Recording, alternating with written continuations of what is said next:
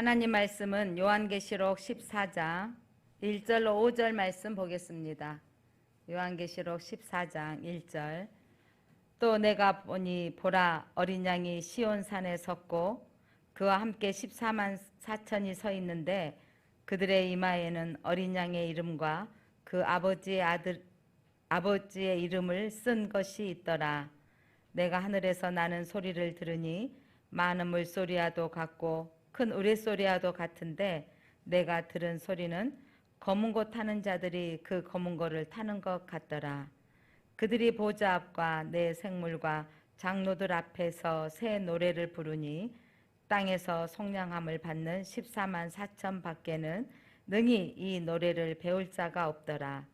이 사람들은 여자와 더불어 더럽히지 아니하고 순결한 자라.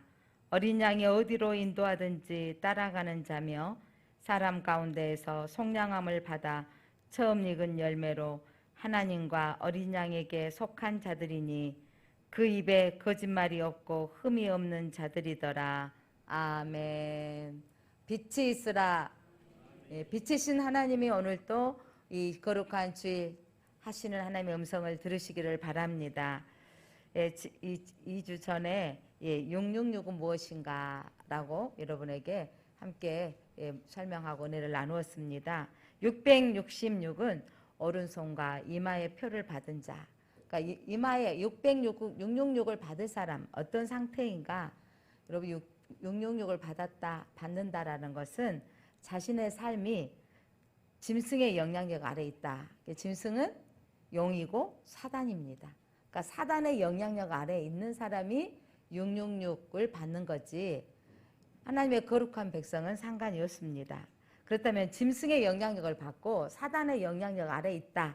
이건 무슨 말이냐면 권력 앞에, 재력 앞에 무릎을 꿇고 힘 앞에 돈을 쫓아가는 사람들을 가리킵니다. 그러니까 하나님보다 돈이 있으면 됐지, 하나님보다 권력이 있으면 됐지, 누구 줄에 서야 되는가? 세상의 줄, 힘의 줄, 권력의 줄을 서야 된다라고 하나님과는 상관이 없이 무슨 하나님이 있어? 살아가는 날 동안은 돈이 최고지, 권력이 최고지 라고 따르는 그런 사람들이 바로 사단에 속한 자요, 또 짐승에 속한 자입니다. 마음의 중심과 행동이 적그리스도적인 세상 권력에 의해 지배당하고 있는 사람들.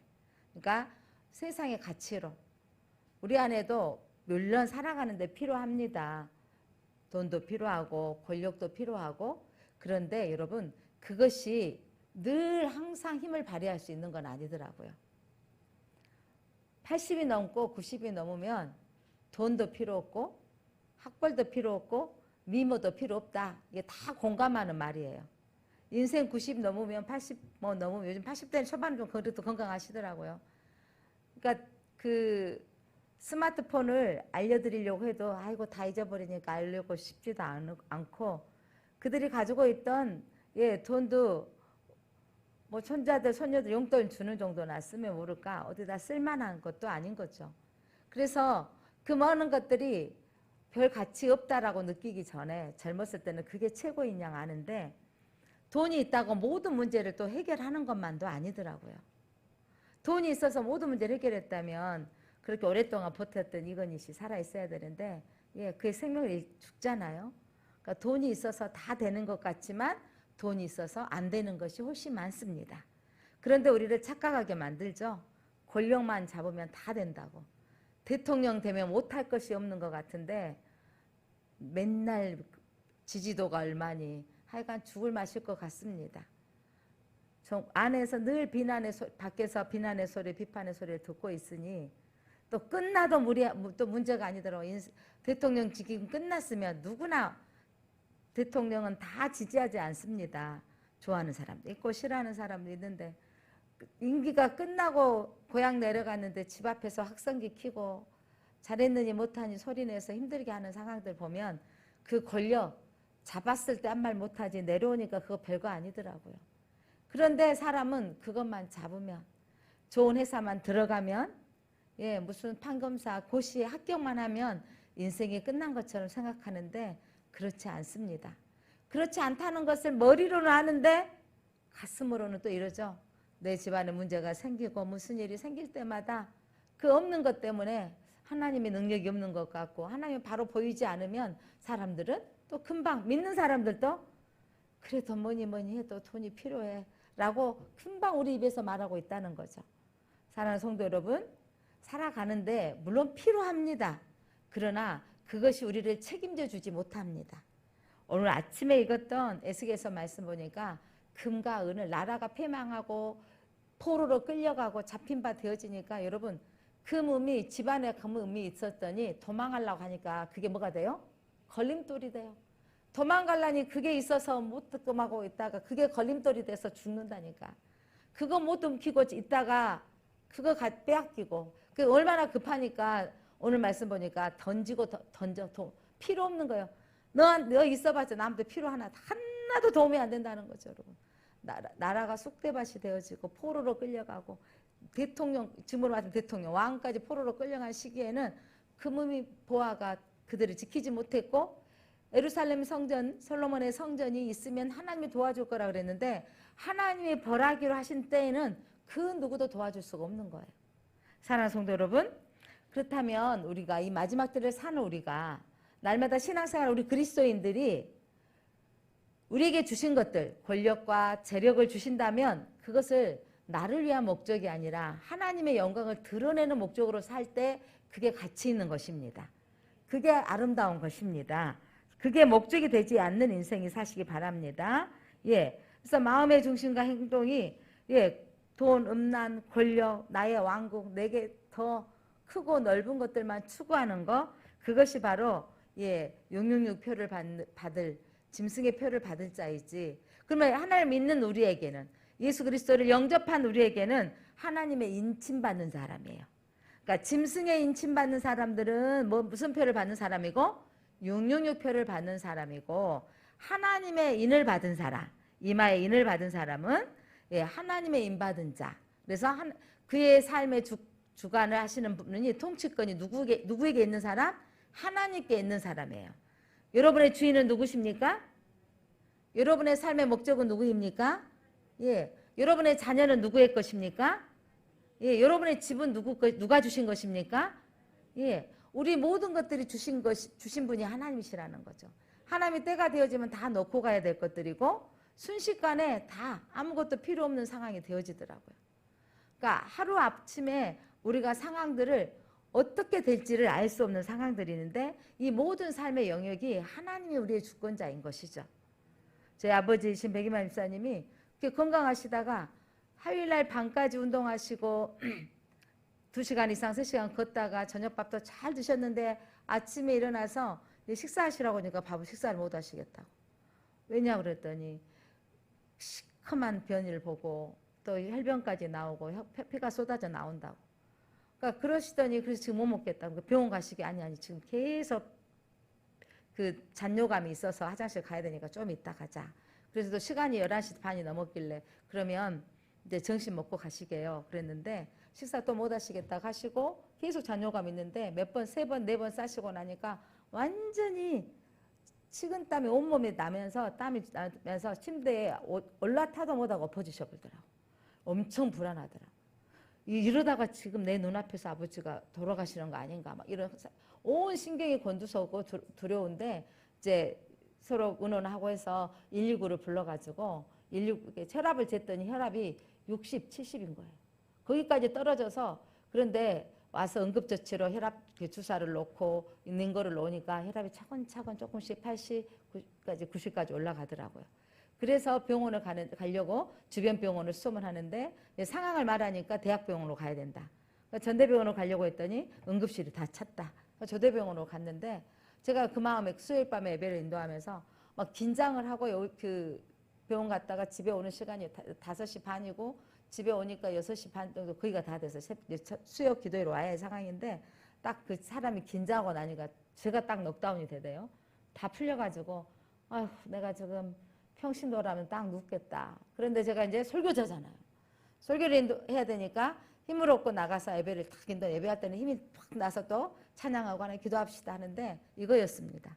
하나님 치료 가능할 병이 같으면 빨리 치유해 주시고 하나님 나라 갈 비용 같으면 지금까지 기도했던 것처럼 오래 가지 않고 입원한 일이 없도록 건강하시다 하시라고 기도했던 것처럼 시간이 길지 않게 하옵소서. 연세가 있으니까 그렇게 기도했는데 예, 응급실에서 중환자실로 갔는데 예, 그 위에서 피가 나오는 상태. 그래서 한 군데는 지혈시키고 한 군데는 점점 사라져서 너무 놀라운 건 예, 간병인이 필요한 상황이라고 하는데 오늘 퇴원하시게 됩니다.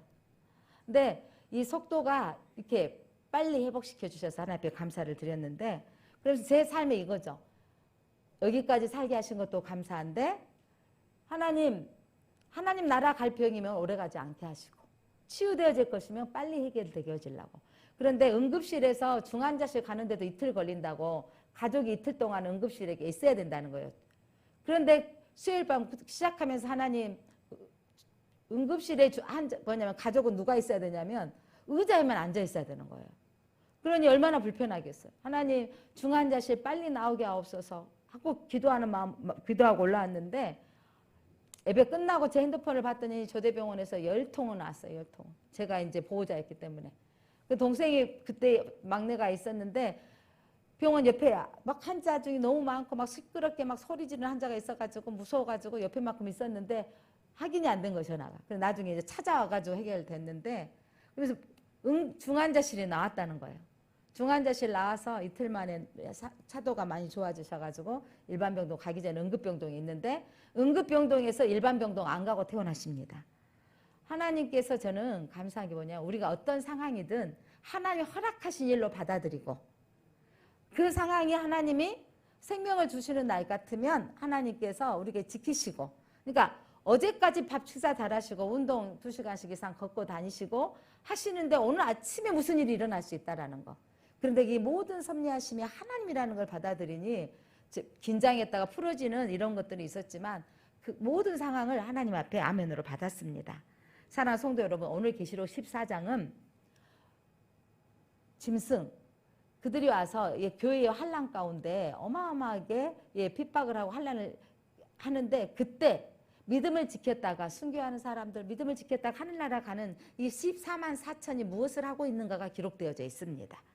자, 하나님의 도장받은 자, 인받은 자의 결과가 오늘 14장에 나와 있는데 그들이 하나님 나라에서 새 노래를 부른다고 기록되어져 있고요.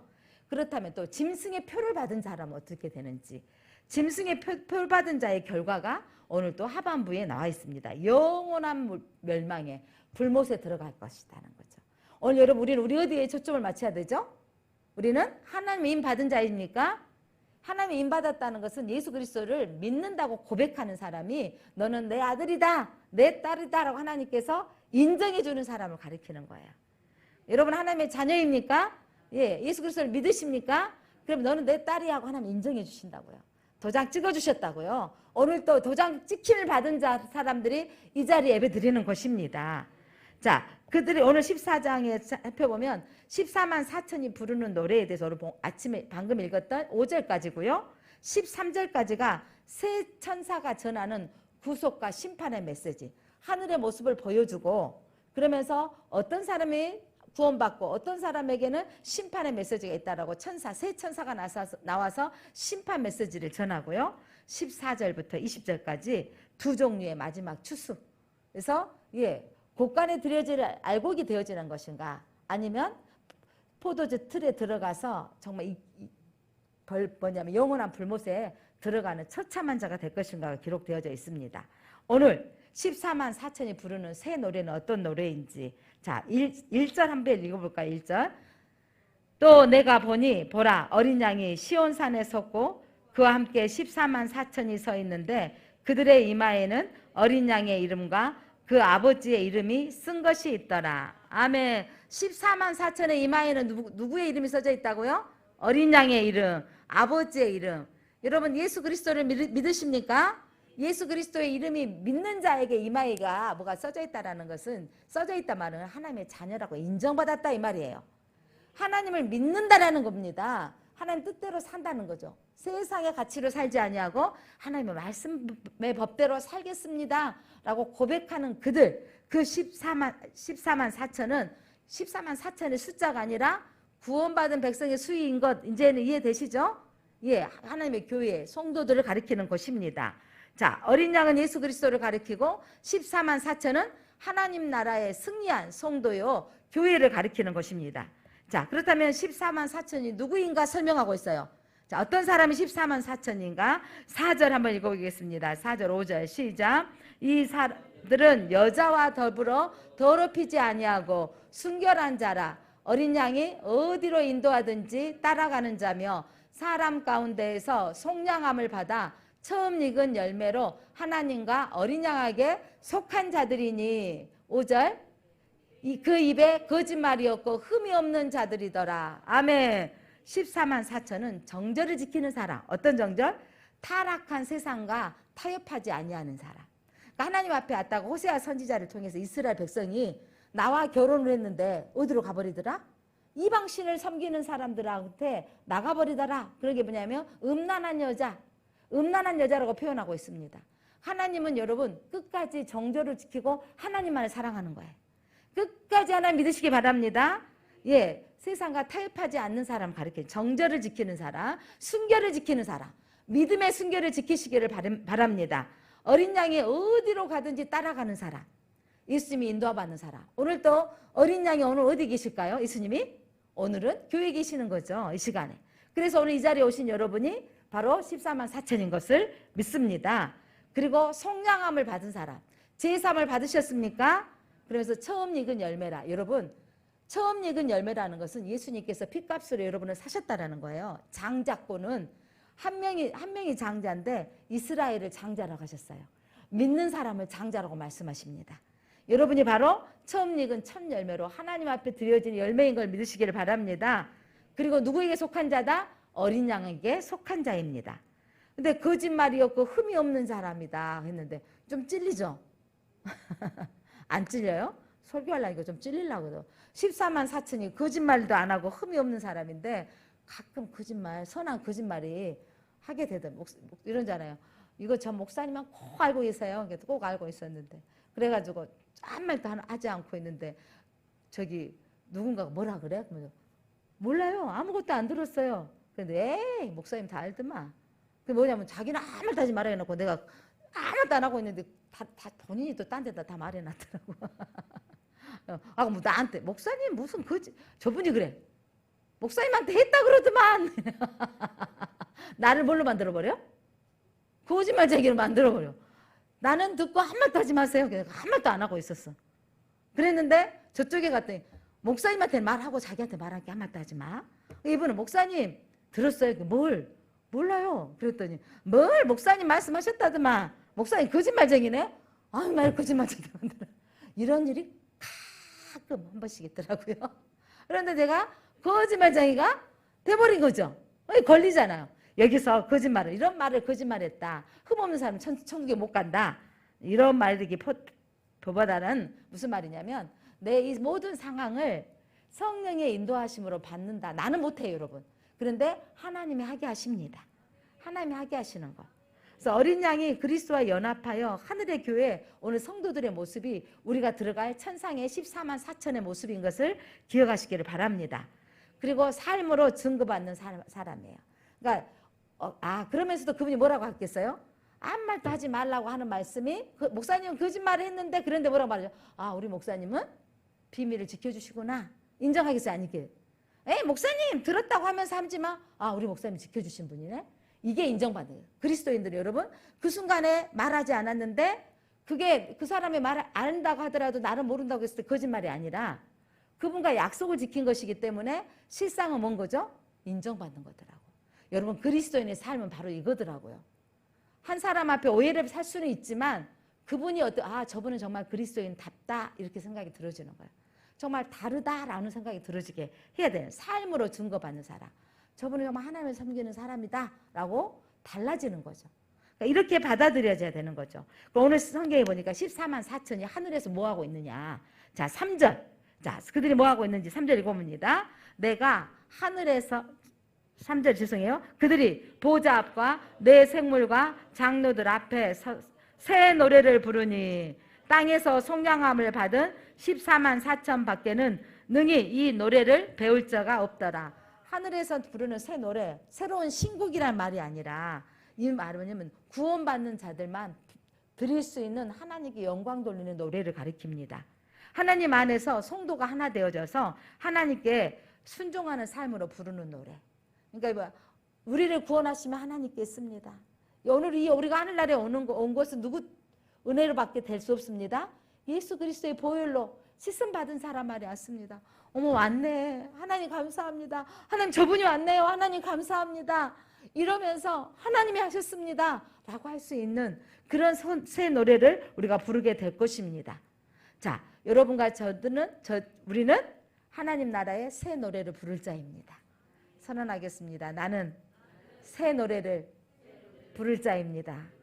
이 새 노래는 나는 복음송가도 많이 모르는데 찬송가도 많이 모르는데 이 곡 이런 곡이 아니라 나를 구원하시면 하나님이셨습니다라고 감동과 감격이 오는 거예요. 하나님 놀라운 은혜를 행하셨습니다라고 감동과 감격이 오는.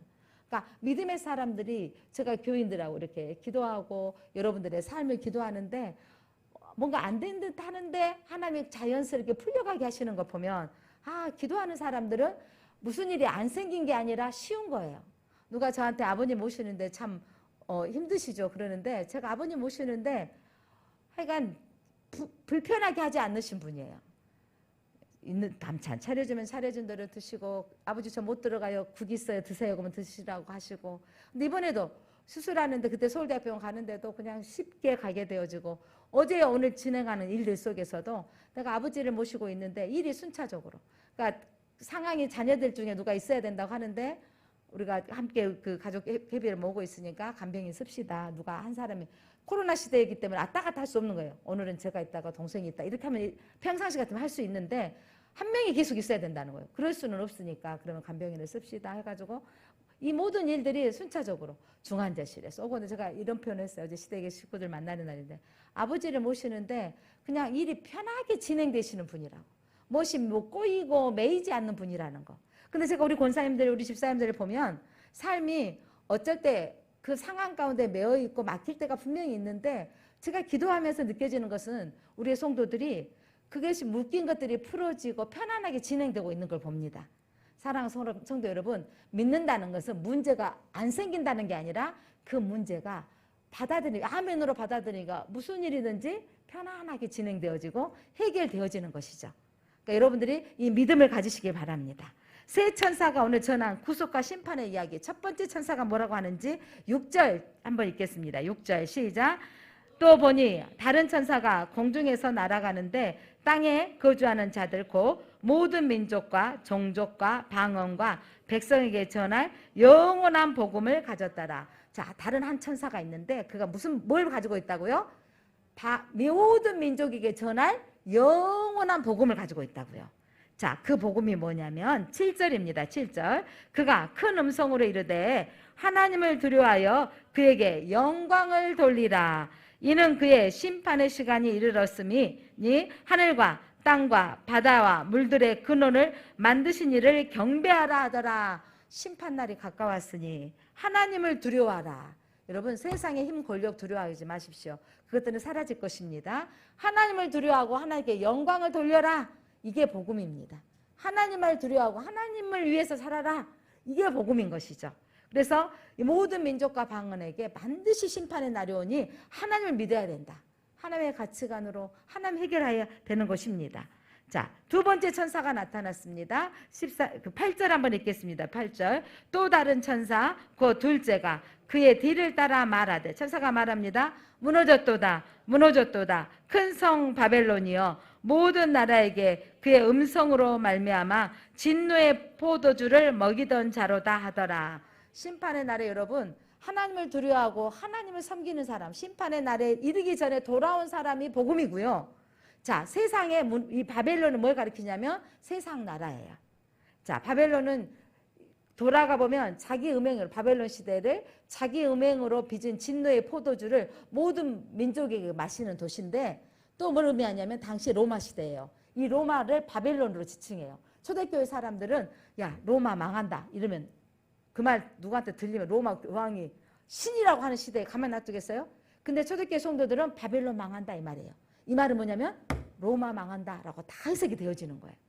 그러니까 우리가 이제 세상 이 마지막 때 이 바벨론 망한다 그러면 이 모든 여러분 지금까지 영원한 나라가 없잖아요. 저 싸움하고 있는 러시아, 소련 이후에 망했는데 또 난리를 하는데 세상 나라는 망하게 되어 있어요.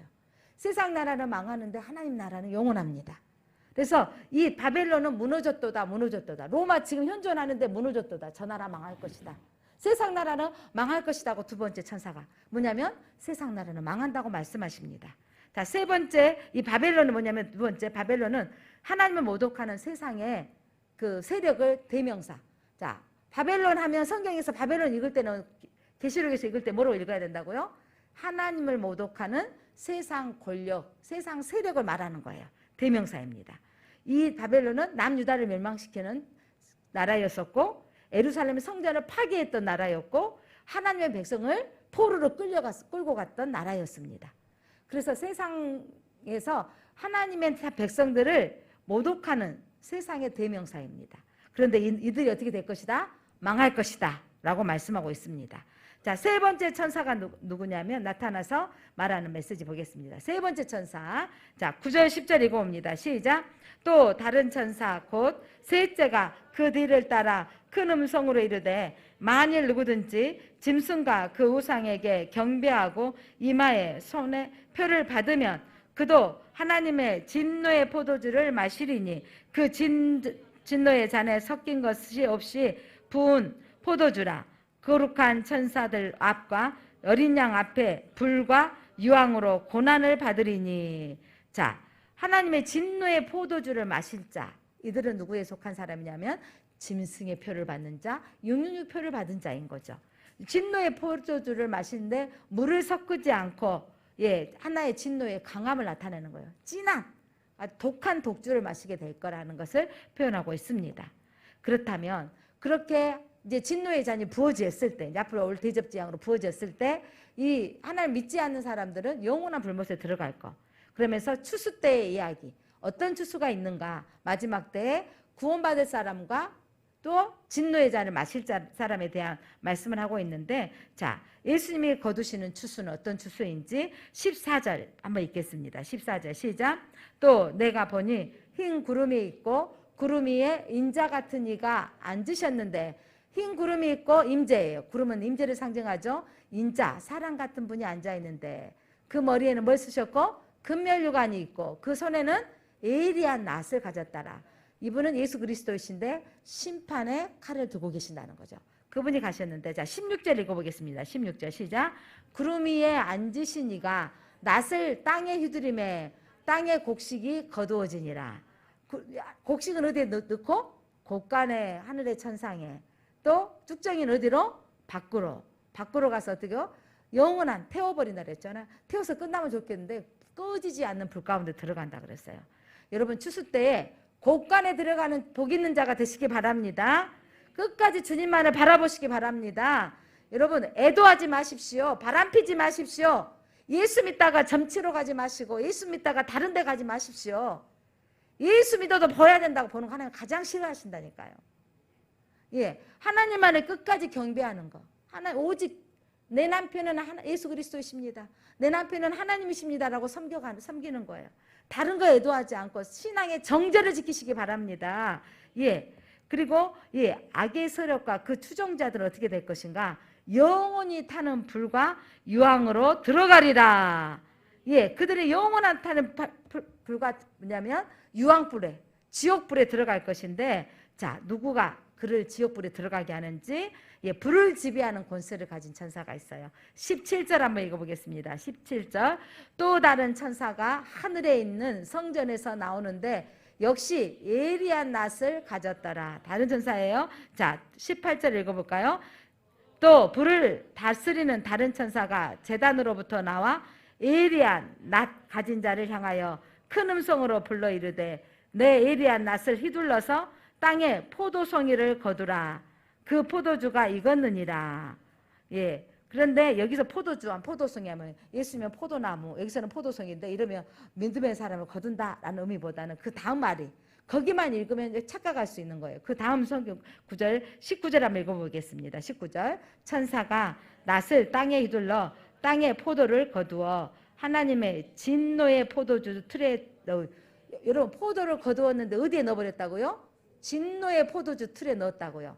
그러면 이거냐면 진노의 포도주 틀에 들어간 사람, 바로 짐승의 표를 받은 사람에서 지칭하고 있습니다. 불신자, 육적으로 사는 사람, 적그리스도, 거짓 선지자, 자 종교 다운주의자들, 자 그들이 던짐에 어디로 들어갔는지, 자 19절 다시 한번 읽어볼까요? 천사가 낫을 뒤들러 땅에 포도를 거두어 하나님의 진노의 큰 포도틀에 던짐에, 20절 성 밖에서 그 틀이 밟히니 틀에서 피가 나서 말까지 닿았고 1600 스라디온에 퍼졌더라. 여러분 포도주 틀에 즙을 짜는 거 생각해 보세요. 틀을 짜서 밟았어요. 밟았더니 거기서 피가 나왔다고 그러죠. 그러니까 어마어마한 고통에 그 피가 성에, 성 저 말굽까지도 닿았고 그렇게 흘러갔고 1600 스라디온이라는 것은 많은 양을 지칭합니다. 그래서 이 엄청난 이 재앙이 그들로 흘러가게 할 것이다라는 것을 그 상징적인 표현을 하고 있습니다. 사랑하는 성도 여러분, 술틀은 성 밖에 있다 이 말이에요. 술틀이 어디가 있다 그랬어요? 성 밖에. 20절 하나님 보호하신 밖으로 버려졌다 이 말이에요. 여러분 끝까지 하나님 보호 아래 있는다는 거 누구 안에 있어야 돼요? 내 안에 있어야 돼요. 자식들도 여러분 어떤 부모들이잖아요. 명절 때 찾아뵈고 어머니 사라하고 하는데 어떤 자식들 그 집 나간 둘째 아들처럼 내 재산 내놔라, 나한테 해준 거 뭐 있느냐. 자식도 다 같은 자식이 아니더라고요. 그렇게 그러면 부모님 마음이 이래. 저 자식만 내 눈에 안 보여도 살 것 같다는 사람들 가끔 있더라고요. 애꿎는 자식들. 그 나가버려 이런 말이 진짜 나오는 자식들이 있잖아요. 오늘 술틀이 성 밖에 있다 이 말은 하나님 보호하신 밖으로 떠나버린 사람들, 하나님 내어버린 사람들입니다.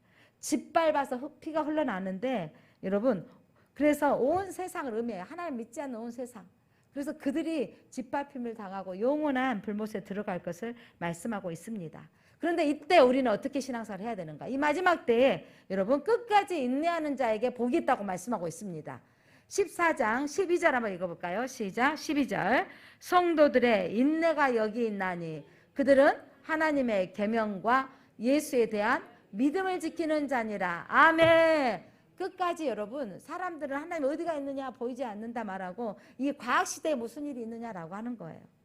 그런데 어제 저희 시수님하고 식사를 하면서 시수님이 저한테 이제 가끔 믿는 분들이 문자를 보내주시잖아요. 나한테 딱 보여주시더라고. 무슨 문자는 하나님을 없다고 증명하는 어떤 그 세미나에 많은 사람들이 모여 있는데 한 천문학자가 만원경을 가지고 아주 성능이 많은 경우로 내가 수십 년 동안 별자리를 관찰하고 우주를 보았는데 아무리 봐도 천국은 없고 하나님은 없더라 우주에. 그러니까 사람들 고개를 끄덕끄덕 하나님은 없다 하고 박수를 쳤어요. 그런데 또 한 사람이 누가 나왔냐면 의사쌤이에요. 의사 선생님이 내가 지금까지 많은 수술을 해봤다. 가슴을 열어보기도 하고 심장 수술을 해보기도 하고 또 막 장을 뼈에도 하나님이 안 계시고 심장에도 하나님이 안 계시고 아무 데도 하나님이 없더라. 그래서 하나님은 없습니다 라고 박수를 쳤는데 그때 저 옆에 앞에 앉아있던 할머니 한 분이 손을 쫙 들더니 천문학자님 그 만원경 참 좋은 것이죠. 최신형으로 가장 좋은 만원경입니다. 그랬더니 그렇군요. 천문학자님은 그 좋은 만원경으로 바람을 좀 볼 수 있습니까? 그 만원경으로 바람을 좀 볼 수 있습니까? 공기를 좀 볼 수 있습니까? 만원경으로 안 보이는 것이 있습니다. 천문학자 고개를 푹 숙이는 거예요. 또 의사 선생님은 자녀들이 있습니까? 그랬더니 네. 사랑하십니까? 네. 의사 선생님 아내가 있습니까? 사랑하십니까? 네. 그렇다면 의사 선생님 그 사랑하는 마음을 보이기 위해서 의사 선생님을 좀 한번 갈라보실랍니까? 아무리 갈라도 안 보이는 것이 있습니다. 마음입니다. 우리가 보이지 않는다고 하나님이 없다고 말하지 말라고. 그럼 사람들이 숙연해졌다는 이제 어떤 그 부분 우리 스님이 아주 뿌듯하게 나를 탁 주시면서 목사니까 보라는 거죠. 지수님, 그러니까 하나님 계신다니까요. 예수님 믿어야 된다니까. 그 말은 또 좀 별로 이렇게 아직은. 아직은. 그래서 저는 그게 막 감동이 오는데 우리 재수 씨 보여주면 좋아하겠다. 이 말은 누가 봐야 될 말이라고?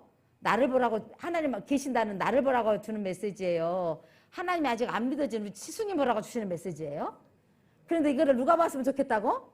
하나님이 어디든지 계신다고 믿고 있는 나한테 보여주면서 나를 더 잘 믿으라고 그러신 것 같더라고요. 이 무슨 말이냐면 귀 있는 자는 들을지어다, 눈 있는 자는 볼지어다. 여러분, 우리는 그런 내용 안 봐도 믿어지는 우리는 괜찮은데 좀 깨달아 보라고 안 믿는 시수님 친구분이 보내주신 것 같은데, 믿는 친구분이 보내주신 것 같은데 우리 목사님 보여줘야겠다, 지수씨. 제가 오늘 설교하는데 자료는 잘 씁니다. 여러분, 사랑하는 성도 여러분, 안 보인다고, 내 눈으로 보이는 것이 하나님이면 그 하나님 안 믿어야 되고요. 내 눈으로 측량할 수 있는 분이면 그 하나님 안 믿어야 돼요.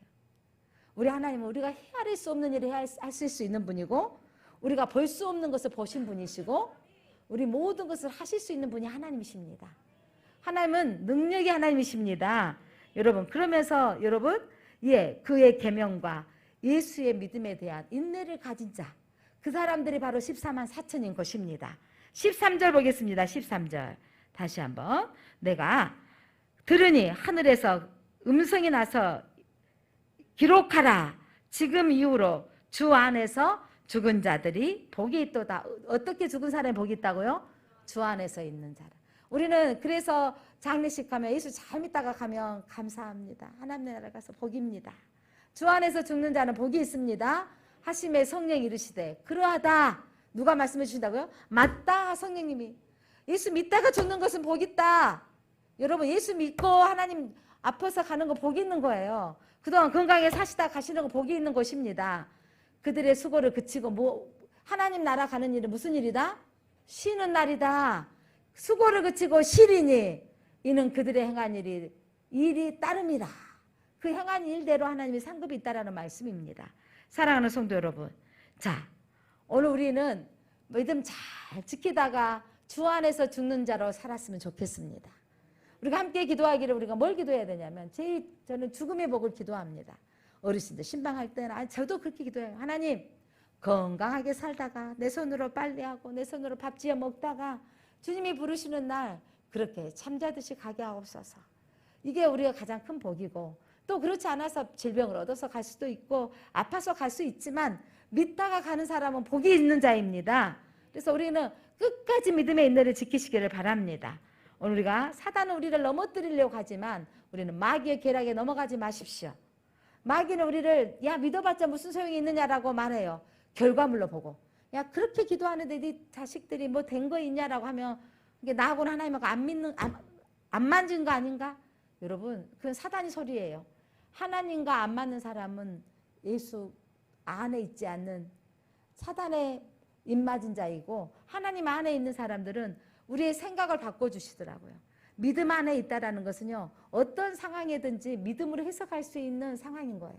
그러니까 제가 우리 형님이 이제 아버지 퇴원하시게 되고 이렇게 한다면 죽도 써드려야 되고 자네가 힘들겠네 했더니, 제가 그게 막 힘들다고 생각이 안 드는 거예요.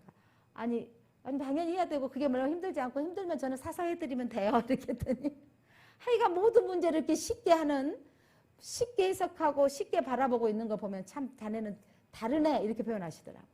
이게 그리스도인의 모습이 다른 사람한테 우리가 어떻게 보여지는가. 그 일이 무겁고 짐이 되어지지 않고 감당해야 할 일로 받아들여지고, 그 일을 내가 힘에 겨우면 쉬운 방법으로. 그러니까 제가 일일이 국을 막 끓이려고 생각했을 때는 좀 힘들더라고요. 처음에 모실 때는. 못 끓일 때는 사서 드리면 되더라고요. 반찬 가게에서 사서 드리면 되고.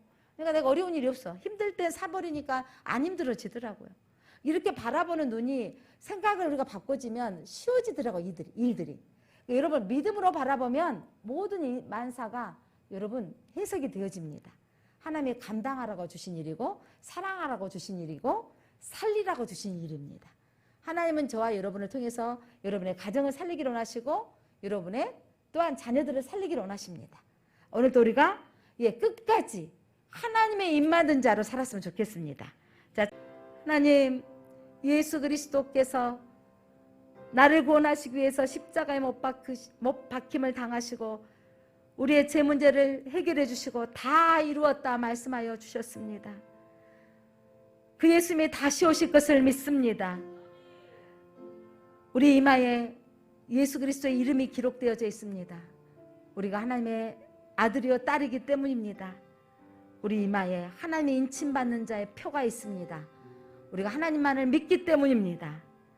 하나님, 끝까지 세상은 돈이 최고고 권력이 최고고 세상은 힘이 최고라고 아우성이지만 비록 가난할지라도 비록 권력이 없다 할지라도 비록 가진 것이 없다 할지라도 때로는 질병이 내게 온다 할지라도 하나님을 믿는 체크리스트가 세상 것이 되지 않기를 원합니다.